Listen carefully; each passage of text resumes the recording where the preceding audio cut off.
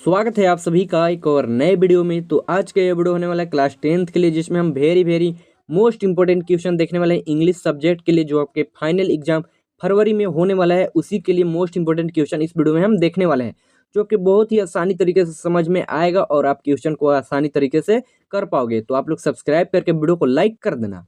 पहला क्वेश्चन हो जाएगा, what was the only thing the earth needed according to the Lencho in letter to God. यानी कि जो चैप्टर है ये लेटर टू गॉड, उसमें लेंचो के अनुसार धरती को किस चीज की जरूरत थी?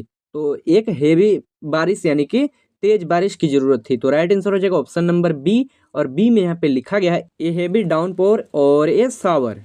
अगला क्वेश्चन होगा, what is the poets mood in dust of snow after the crow shake down the snow. ये जो कविता है डस्ट ऑफ स्नो में कौवे के बर्फ झाड़ने के बाद कवि का मूड कैसा हुआ?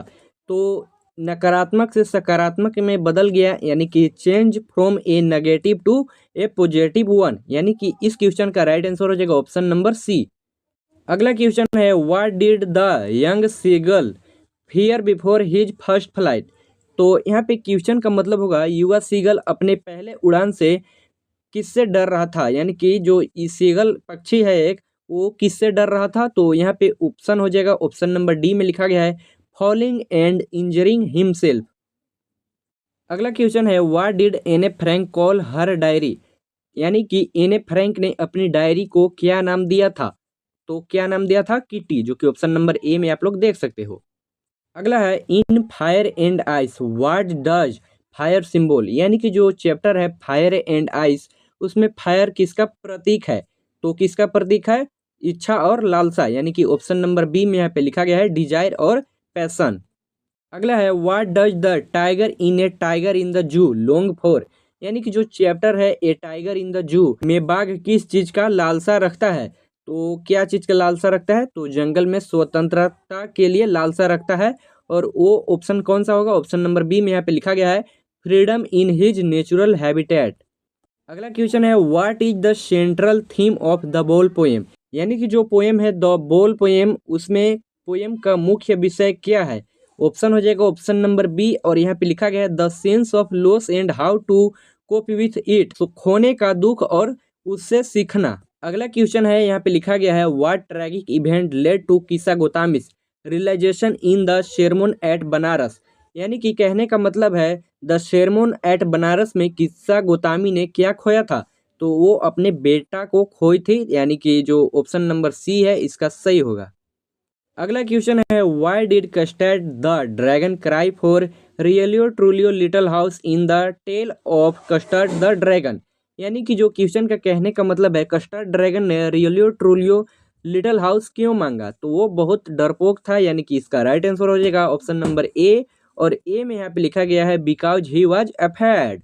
अगला क्वेश्चन है, what did the baker in Goa do after ringing his jingle jangle staff. Question का कहने का मतलब है गोवा का जो बेकर था वो अपनी घंटी बजाकर क्या करता था? तो राइट आंसर हो जाएगा ऑप्शन नंबर सी, और वो ब्रेड बेचता था। तो यहाँ पे लिखा गया है ही सोल्ड ब्रेड। अगला क्वेश्चन है, literature footprints without feet what was the name of the dog in A Triumph of surgery. यानी कि जो ये चैप्टर है ए ट्रियम्फ ऑफ सर्जरी में कुत्ते का क्या नाम था? उत्तर हो जाएगा यहाँ पे ऑप्शन नंबर ए, जो कि कुत्ते का नाम था ट्रिकी। अगला क्वेश्चन है, what did Anil teach Hari Singh to do besides cooking. यानी कि क्वेश्चन का कहने का मतलब है अनिल ने हरि सिंह को खाना बनाने के अलावा क्या सिखाया? राइट आंसर हो जाएगा ऑप्शन नंबर बी और सी दोनों होगा, जो कि यहाँ पे लिखा गया है राइट हिज नेम। यानी कि अपना नाम लिखना, और right full sentence and add numbers, यानी कि पूरे वाक्य लिखना और जोड़ना। अगला क्वेश्चन है, how did Ausable outsmart Max in the midnight visitor. यानी कि क्वेश्चन का कहने का मतलब है औसेबल ने मैक्स को कैसे मात दी? तो इस क्वेश्चन का जो राइट आंसर होगा ऑप्शन नंबर सी होगा, और सी में यहाँ पे लिखा गया है by inventing a story about a non accident balcony, जो कि हिंदी में हो जाएगा नकली बालकनी की कहानी बनाकर। अगला क्वेश्चन है, what did the narrator and his wife discover inside the trunk in A question of trust. यानी कि क्वेश्चन के कहने का मतलब है ए क्वेश्चन ऑफ ट्रस्ट में ट्रंक में क्या मिला? तो आंसर हो जाएगा ऑप्शन नंबर सी, और सी में यहाँ पे लिखा गया है बुक एंड ओल्ड क्लोथ्स, यानी कि किताबें और पुराने कपड़े। अगला क्वेश्चन है what was Griffin the scientist working on in the making of a scientist, यानी कि ग्रिफिन किस चीज़ पर काम कर रहा था। तो यहाँ पे आंसर हो जाएगा ऑप्शन नंबर बी, और बी में यहाँ पे लिखा गया है a drug that could make on invisible, यानी कि इसका हिंदी में समझे तो हो जाएगा इंसान को अदृश्य करने वाली दवा। अगला क्वेश्चन है वाई वाज भोली सेंट टू स्कूल, तो यहाँ पे क्वेश्चन का मतलब है भोली को स्कूल क्यों भेजा गया। आंसर हो जाएगा option number B because the tehsildar has inaugurated a new school, यानी कि हिंदी में हो जाएगा क्योंकि तहसीलदार ने नया स्कूल खोला था। अगला क्वेश्चन है what was the book that saved the earth in the book that saved the earth, यानी कि क्वेश्चन का मतलब है the book that saved the earth में पृथ्वी को किस पुस्तक ने बचाया।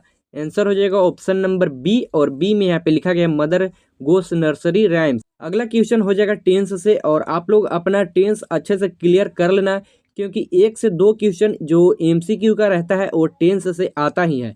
तो यहाँ पे है identify the tense, she has been practising for the competition, यानी कि बताना है कि इसमें कौन सा टेंस प्रयोग किया गया है।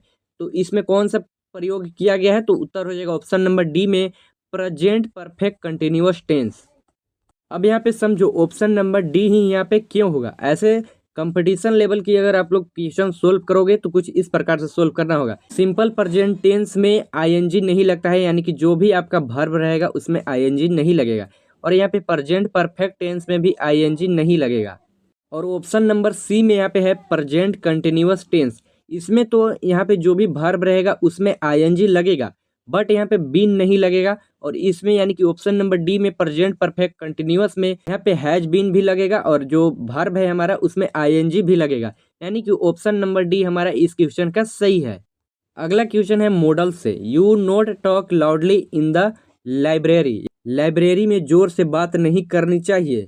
यहाँ पे सख्त मना है, यानी कि ऑप्शन नंबर जो ए होगा, और ए में यहाँ पे लिखा गया मस्ट, तो यहाँ पे मस्ट फील होगा, और यहाँ पे हो जाएगा पूरा sentence you must not talk loudly in the library. अगला क्वेश्चन हो जाएगा जो कि फीलिंग का है, यहाँ पे फील करना है, और यहाँ पे लिखा गया है डिटरमाइनर्स, और यहाँ पे है खाली स्थान पीपल नो डैट ट्रूथ, यानी कि जो यहाँ पे खाली स्थान है यहाँ पे क्या फील होगा, तो यहाँ पे फील होगा जो कि फ्यू ही की होगा, क्योंकि बहुत कम लोग जानते हैं सच। इसका मतलब होता है बहुत कम लोग जानते हैं सच, और फ्यू का प्रयोग होता है जो कि ना के बराबर लोग, यानी कि बहुत कम लोग। इस क्वेश्चन का राइट आंसर हो जाएगा ऑप्शन नंबर सी। अगला क्वेश्चन है editing, choose the word that corrects the error, यानी कि जो ये सेंटेंस दिया हुआ है ये गलत है, हमें ये 4 ऑप्शन में से सही सेंटेंस को चूज करना है।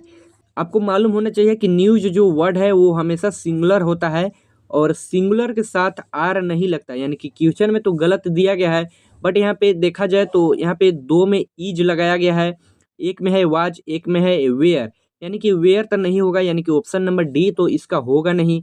और यहाँ पे द न्यूज है तो यहाँ पे ए न्यूज तो होगा नहीं। ऐसे जल्दी जल्दी क्वेश्चन सोल्व कैसे करना है आपको समझना होगा।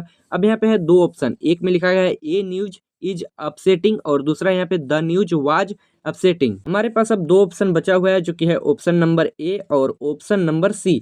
अब यही दोनों में से कोई सही होगा, तो हम सही बताते हैं कौन होगा। यहाँ पे जो ऑप्शन नंबर ए में लिखा गया है द न्यूज इज अपसेटिंग, तो यही हमारा ऑप्शन नंबर यानी कि जो ए में लिखा गया है द न्यूज इज अपसेटिंग, यही सही होगा। अब आप लोग बोलोगे कि ऑप्शन नंबर सी क्यों नहीं होगा, तो आप लोग यहाँ पे पहले क्वेश्चन को देख लो, ये प्रेजेंट में है, आर यहाँ पे लिखा गया है द न्यूज आर अपसेटिंग, ये प्रेजेंट में है, और यहाँ पे लिखा गया है सी में द न्यूज वाज अपसेटिंग, ये पास्ट में है, तो पास्ट में नहीं होगा, प्रेजेंट को प्रेजेंट में ही यहाँ पे बताया गया है, इसलिए ऑप्शन नंबर ए इसका सही होगा।